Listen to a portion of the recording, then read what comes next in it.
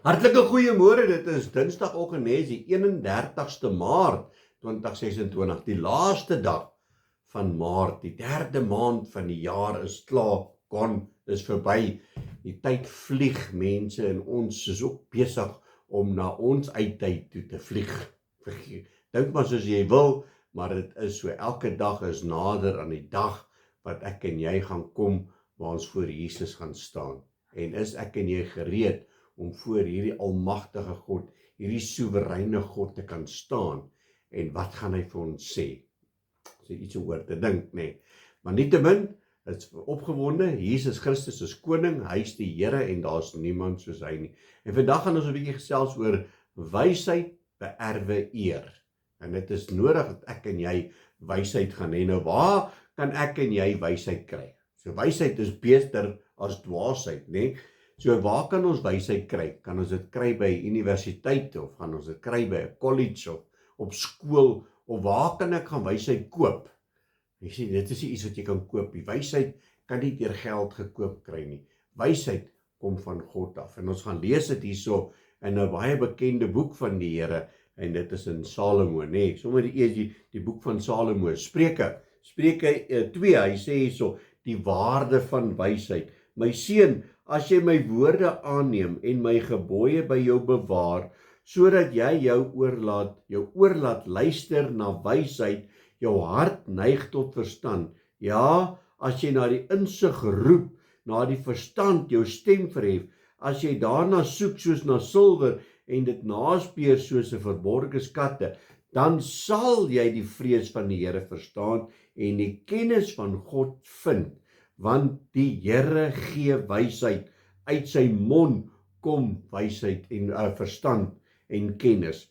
En hy bewaar hulp vir die opregtes. Hy is 'n skild vir die wat reg geskape wandel, deurdat hy die paaie van die reg bewaak en die weg van sy gunsgenote bewaar.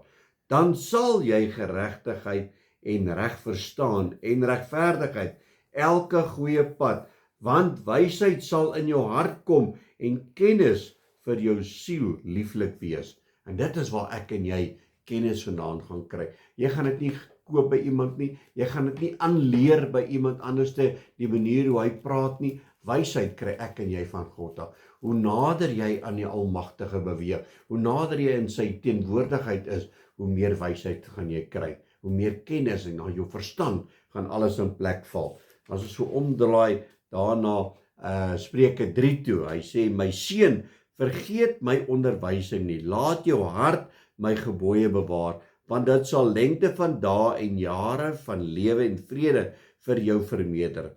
Laat liefde en trou jou nie verlaat nie, bind dit om jou hals, skryf dit op die tafel van jou hart, dan sal jy genade vind en 'n goeie insig in die oë van God en in die mense. Vertrou op die Here met jou hele hart, steun nie op jou eie insig nie.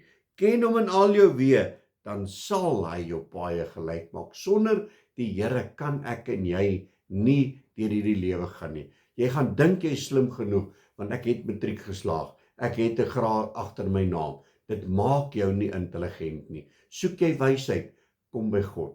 Wees in sy teenwoordigheid, soek sy aangesig, en hy gaan dit vir jou gee.